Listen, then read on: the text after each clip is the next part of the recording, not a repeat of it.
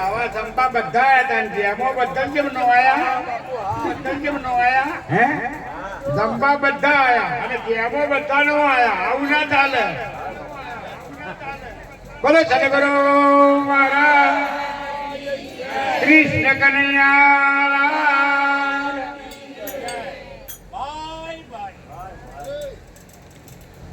આજનો આજે મને પ્રોગ્રામ કહીએ પણ ખરેખર પ્રોગ્રામ ના કહેવાય. પ્રોગ્રામ તો જે ડાયરા કલાકારનો હોય ને એને પ્રોગ્રામ કહેવાય. લાખો બાપા આ તો સંત મેળાવડો એટલે જેને જ્ઞાન યજ્ઞ કહેવાય. સંત મેળાવડો ગુરુ મહારાજ હોય જ્યારે સ્વરૂપલક્ષી વાત હોય, જ્યારે આત્મા પરમાત્માની એકતાની વાત હોય એને જ્ઞાન યજ્ઞ કહેવાય. હવે આ જ્ઞાન યજ્ઞમાં તમે સર્વે વધારે આપણે આયા એ આપણા પોતાના કલ્યાણ માટે આવ્યા છે. આપણે આપણા કલ્યાણ માટે આવ્યા છે. કારણ કે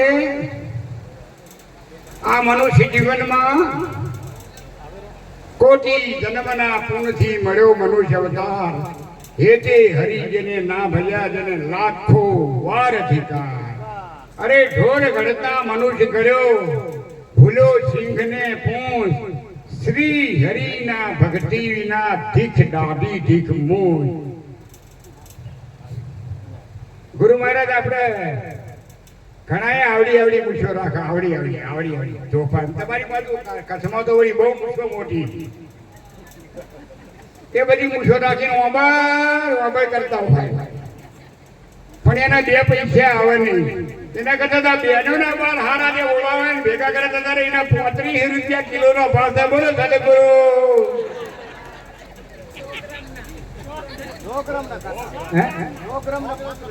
3500 રૂપિયા. બોલો તો આ હારું નહીં.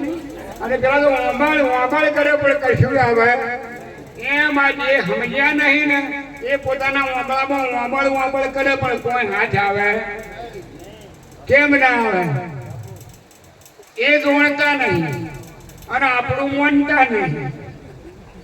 લખુ બાપા એ પોતે કોઈ જોણતા નહીં અને આપણું કેવું એ માનતા નહીં એટલે મેળ આવે. એક આપણે ત્યાં આપણે આપણા ગુરુ ભાઈઓ છે પણ આપણે નામ થઈ ગયું તો કચ્છી ભાઈઓની એક સોસાયટી છે. એવી સોસાયટીમાં એક ગંગાબા અને ગંગામાં એટલા બધા પ્રમાણિક એટલા બધા ડાયો એટલે હોજે ઘડી બેહવા કોમલ પ્લોટમાં બધા મોકડા પડેલા હોય છે. ગંગામાં જોડી બેહવા વાતો ચીતો કરે, ગંગામાં બધાને સમજણ આપે. એમ કરતો પણ એમાં એક બેન એવી ને બધા એવું હોય લોકો બાબા બધું ભાત પૂરી થઈ શકે. ઓહો ગંગામાં તો મને આવડતું હતું, નો ગંગામાં તો મને ખબર હતી. ગંગાબા કે હારું પણ બીજી બેનો બધી પીછે પડે કે મને પહેલા બોલતી નહીં પછી ક્યાં હું જોવાનું છું.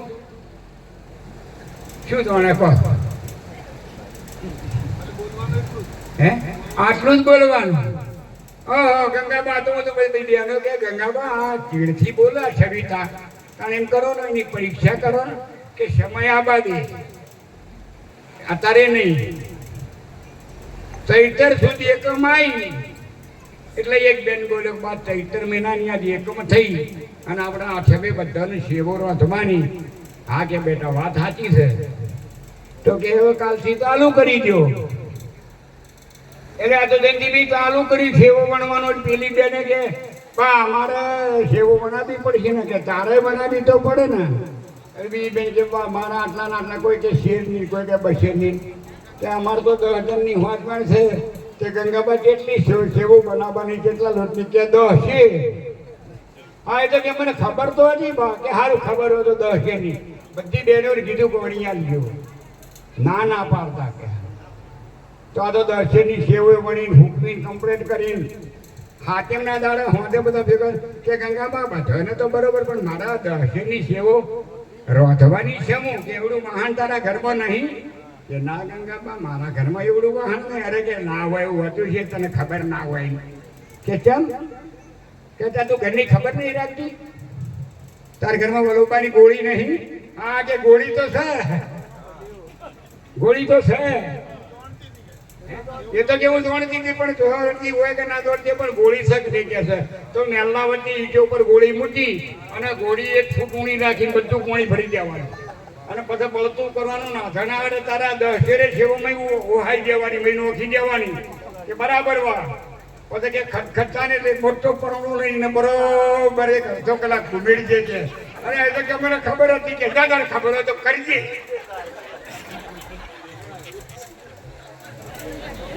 અરે ધનજીભાઈ કેવી સેવો થઈ ગઈ? હા તો બોલો. રબડું થઈ ગયું, રબડું.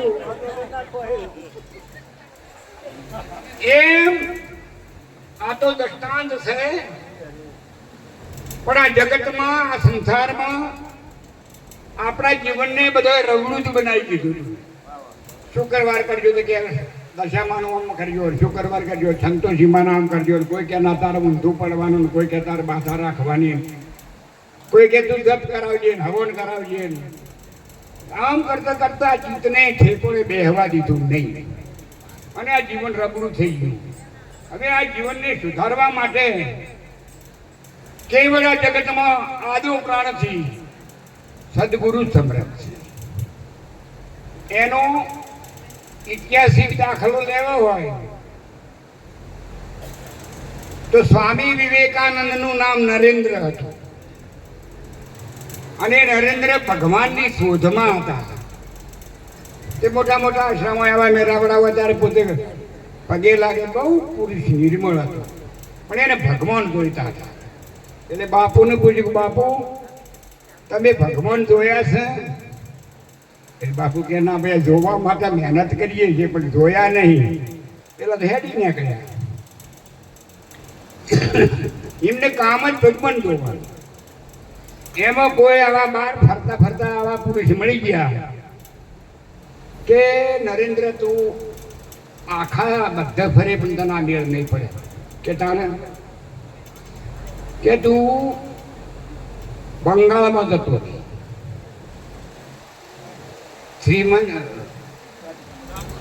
રામકૃષ્ણ પરમહંસને તો બોલ કે હે હા, આ રામકૃષ્ણ પરમહંસના તો ખૂબ ઉંમર થયેલી, પોતે કુષ્ઠ રોગી હતા. ત્યાં જ્યાં પગે લાગ્યો, હાય બેટા જુઓ સંતનું લક્ષણ, સમ આયમ કદી નાખે, હાય બેટા દસ બેટા. અને પોણી લાવું આવતો કે બાપુ હું આવ્યો છું તો ખરો પણ એક પ્રશ્ન પૂછું કે બે પૂછું. તો કે બાપુ હું બહુ ફર્યો પણ તમે ભગવાન જોયા છે? કે હા. એટલે તો રાજી રાજી થઈ ગયો કે મારું કામ આ થઈ ગયું. કે તો બાપુ બીજો પ્રશ્ન પૂછું? કે હા પૂછ. તો કે મને બતાવશો? કે હા. તો કે બાપુ જેવા છે? કે તારા જેવા. તારા જેવા જ નિધ્વાન, તારા જેવા જ ભગવાન, તારા જેવડા જ છે અને તું જ ભગવાન. પેલો તો રાજી રાજી થઈ ગયો કે બાપુ નક્કી? કે નક્કી. હજુ નક્કી કાલ હવારે કરવાનું. મહાકાળીના મંદિરે મોકલી, પૂજાની થાળી આલી તો એક ધ્યાન ધરજે, મહાકાળી આવે તો તને માગવાનું કે તો તારે જે જોઈએ એ માગી લેજે. મહાકાળીના મંદિર જો મહાકાળી આવ્યા એટલે મને કીધું કે માગ, એટલે હું તો એ મહાકાળી બની ગયો અને મહાકાળી એ મહાકાળી બધું તો જોવો તો એ નરેન્દ્ર બની ગયો. આમ પોતે નરેન્દ્ર થતો પણ મહાકાળી એ હવે કે હું મારે હું જ એ બે અમે બે એક છીએ. હવે મારે કોઈ ના થઈ ગયું. બરાબર ધ્યાન રાખજો હો. ગુરુ મહારાજે કીધું તું ને કે હવે કોઈ જોઈએ છે? જેને ગોતલી થવાની ખબર છે એ વખત ના પાડી કે ના, વધારાના આધાર અને દેવામાંથી મુક્તિ એ સિવાય બીજું મારે કાંઈ ના જોઈએ.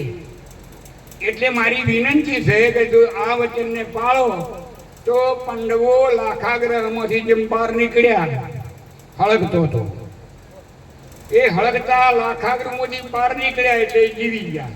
તો આ લાખાગ્રહમાંથી બહાર નીકળી દો, બીજી કોઈ દફા કરવી તમે પોતે જ બહાર નીકળી દો તો હળગતો આપણે બહાર નીકળી દો. આ ઓમ હતી, આ ઇન્દ્રી ઓમ હતી, કોંથળી બધો સોરી થપી ખાતો. પણ તને બહાર નીકળી ગયો. બહાર નીકળે એ જ બચી જાય. મોય રહે છે એ નહીં બચે.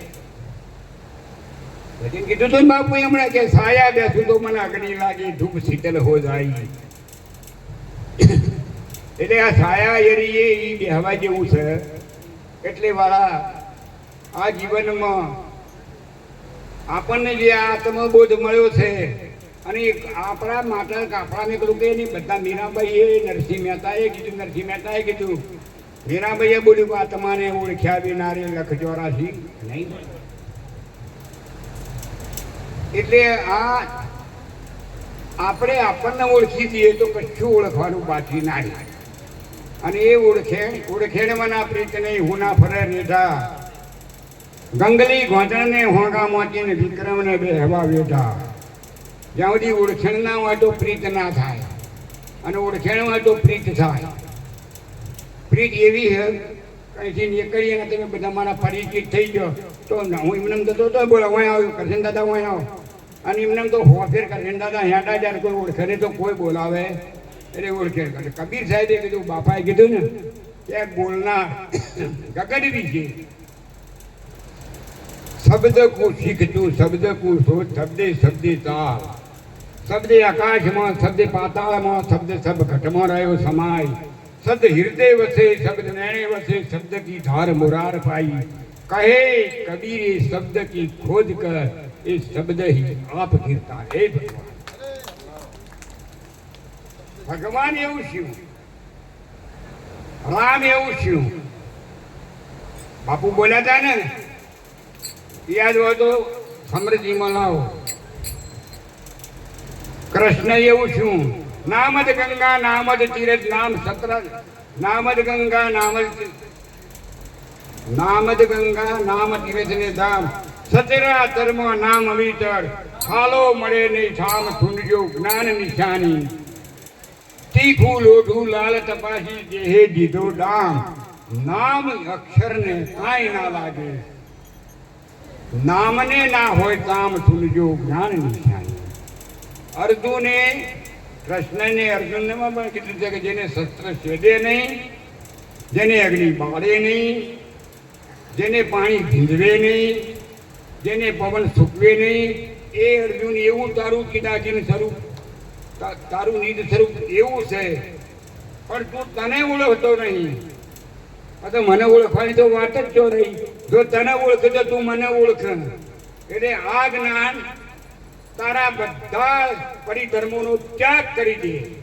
એટલે ગોરમાં પૂજવાનું બંધ, સંતોષીમાં પૂજવાનું બંધ, આ બધું બંધ કરી દેજો. કે બાવાનો બે બગડી છે. કેવળ મારા શરણે આવી છે. એમ આપણે કેવળ જે બોલનાર શિલમાં ઉતાર્યો છે ને એના શરણે આવી તો સદગુરુ વગાડો વીરાભાઈ. અરે વાણી રે વાણી મારા સતગુરુની વાણી, વાણી રે વાણી મારા સતગુરુની વાણી, વાણી રે વાણી મારા સતગુરુની વાણી, વાણી રે વાણી મારા સતગુરુની વાણી. એક શબ્દમાં સૃષ્ટિ સમાણી, એક શબ્દમાં સૃષ્ટિ સમાણી. એક તારે જેના અનંત સ્વરૂપો,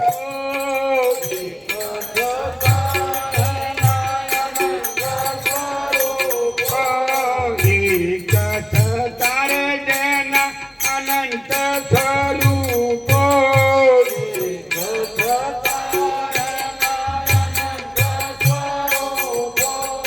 અનંતમાં આની એક નિશાની,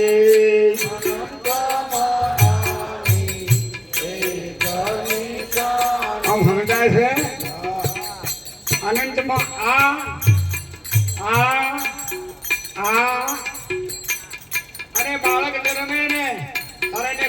બનાવ્યો નહીં. એની મેળે એ સંતલોકથી લઈને બે શબ્દો આવ્યો છે, હું અને હા. એક પ્રકાશક છે, એક પ્રકાશક છે અને એક વ્યાપક છે. એમ આ વ્યાપક છે આમાં કીધું. એટલે ત્રણ મુખની વાણી એ કલ્પિત વાણી છે. આ ગુરુમુખ વાણી એ ચોથા મુખની વાણી એ સતવાણી છે. અને ગુરુમુખ વાણીમાં તો શબ્દ નીકળે એ પરાપાર નો હોય, એ અહીંનો ના હોય, પરાપારથી આવે. વાણી રે વાણી મારા સદગુરુની વાણી,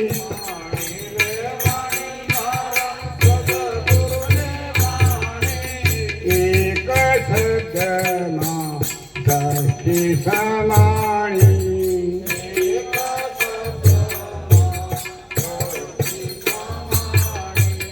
વેદ પુરાણો એની શાખ ભણે છે.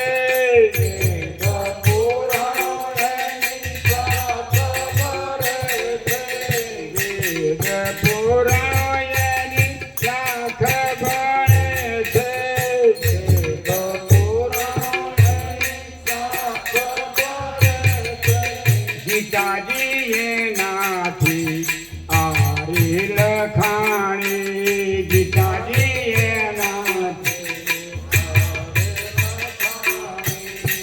આ ગીતાજીના 18 શ્લોક છે ને, એમાં શબ્દો કેટલા જેને ગણ્યા હોય એ બોલો.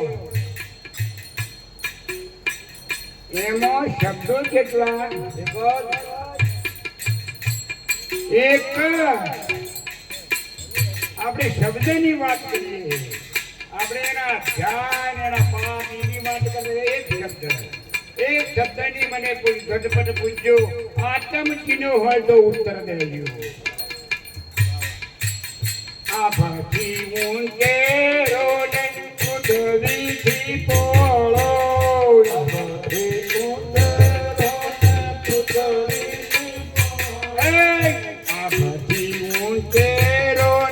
પૃથ્વીથી પોળો,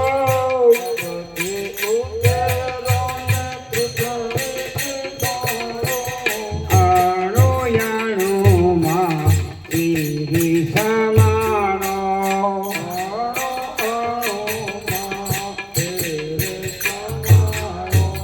યાણો યાણોમાં એરી સમાણો,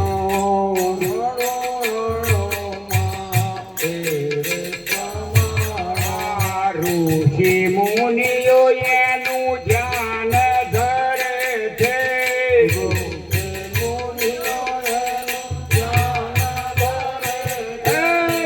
ઋષિ મુનિઓ એનું ધ્યાન ધરે છે.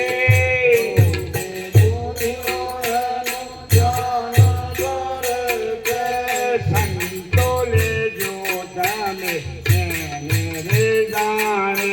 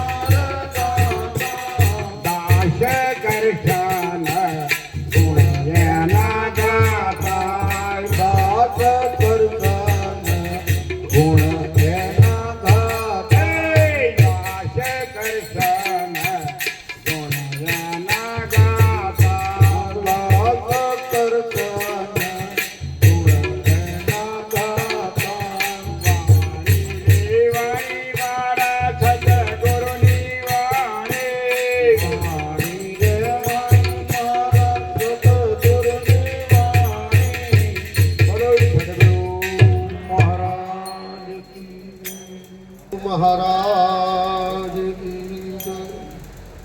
गुरुर्ब्रह्मा गुरुर्विष्णु गुरु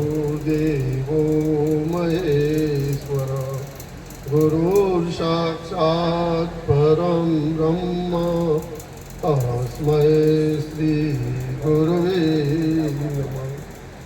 ધ્યાનમૂલં ગુરુમૂર્તિ પૂજામૂલં ગુરુર્પદમ મંત્રમૂલં ગુરુર્વાક્યમ મોક્ષમૂલં ગુરુર્કૃપા મોક્ષમૂલં ગુરુર્કૃપા.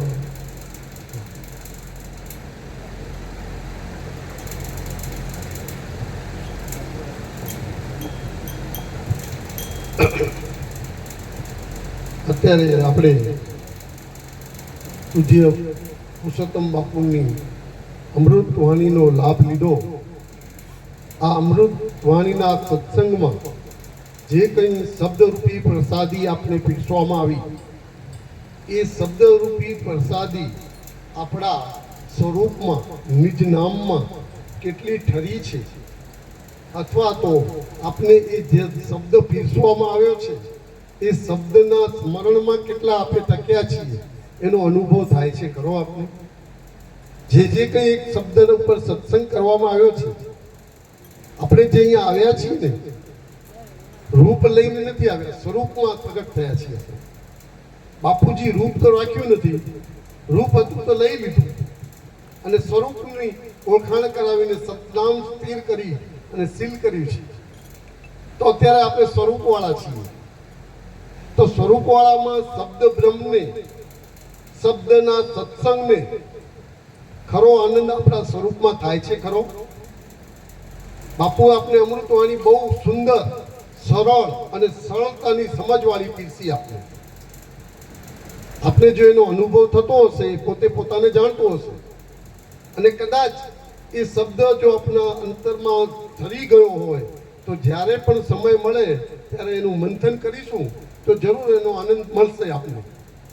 સત્સંગમાં અત્યારે આપણે આવીએ છીએ ત્યારે આપણે એવું થાય ખરું કે આજે ચંદુભાઈનું આમંત્રણ તો છે પણ મારું સત્સંગમાં જવાશે નહીં, મારે ઘરે દીકરાની જન્મદિવસ છે. તો આ બેમાંથી આપણે કયું પસંદ કરીએ એ એક આપણી નિષ્ઠા અને નિશ્ચયના માટે વાત કરી રહ્યો છું. તો સમજુ પુરુષ હશે એ એમ કહેશે કે 15 જણા છો, 14 જણા મનાવો છો ને હું સત્સંગમાં જઈ આવું. અને એમાંથી જ્યારે માણસ એમ કે આજે બર્થડે છે નહીં અવાય, તો રૂપ મટાડી સ્વરૂપને જગાડ્યું છે અને રૂપ ભાવનો જે તે અધ્યાસ ચાલુ રહેશે તો કેટલી આપને લેખે લાગે છે. એક આ દ્રષ્ટાંત આપું છું. જ્યાં સુધી પ્રીતિ નહીં જાગે સ્વરૂપ પ્રત્યે ત્યાં સુધી આપણે જે જીવીએ છીએ ને એ જ સ્થિતિમાં જીવાશે અને આ દેહ પડી જશે. અને બાપુજી કીધું મન ક્યાં મૂકશો એ આશા વાસામાં જશે અને જન્મ મરણ પાછું ઊભું રહેશે. આપણું જન્મ મરણ મટાડી દીધું છે, સ્વરૂપની ઓળખાણ કરાવી દીધી છે, પણ આપણે એમાં ટકવું તો પડશે ને. અને એ ટકવા માટેના માધ્યમ રૂપી આ પરીક્ષાઓ ચાલે છે. જેમ સ્કૂલમાં ભણવા જઈએ તો બાલ મંદિરથી પહેલા અને પહેલાથી બીજામાં વાર્ષિક પરીક્ષા આપવી પડે અને એ પરીક્ષામાં પાસ થાય તો જ આગલા ધોરણમાં લઈ જાય. એમ આપણે જ્યારે બોધ લીધો છે મહિનો, 2 મહિના, 4 મહિના, વર્ષ પછી આપણી પરીક્ષાઓ ચાલુ થાય. જો એ પરીક્ષામાં આપણે આપણા સ્વરૂપમાં સ્થિર નિષ્ઠાથી નહીં રહીએ, નિષ્ઠા અને નિશ્ચય પાકો નહીં થાય તો હાલત ડોલકવાળી જિંદગી છે. ગુરુવાર જેમ કહે છે વ્યવહારમાં ભલે રહો પણ પરમાર્થ ભૂલવો ના જોઈએ. વ્યવહાર ધાર જેવો જ કરવો પડશે. વ્યવહાર પરમાર્થનો પલ્લા હરખા રાખવા પડશે. તો ઘણા એમ કે સારું વ્યવહારમાં રહેવું ને પરમાર્થે કરવો ને સત્સંગમાં જવું ને વ્યવહાર કરવો ના થાય. કેમ? એ શરીર ભાવથી બોલે છે ને પકડે છે એટલે નથી છૂટાતું. પણ એમ કે મારે શું એ થશે તો એ સ્થિતિ નિષ્ઠા કેવી આવે બાપુ? એ નિષ્ઠા બાકી થાય.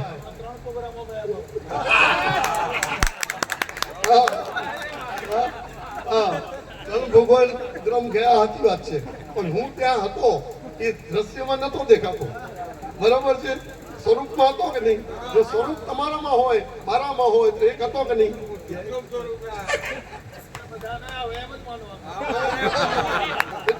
એ તો બહુની નિષ્ઠા.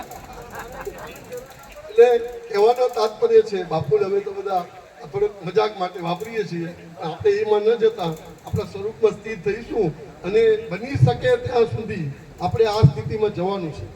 કારણ કે આપણે હવે સ્વરૂપ મળ્યું છે, રૂપ છે નહીં, તો સ્વરૂપની સ્થિતિ પ્રમાણે આપણે નિષ્ઠા પાકી કરવી પડશે.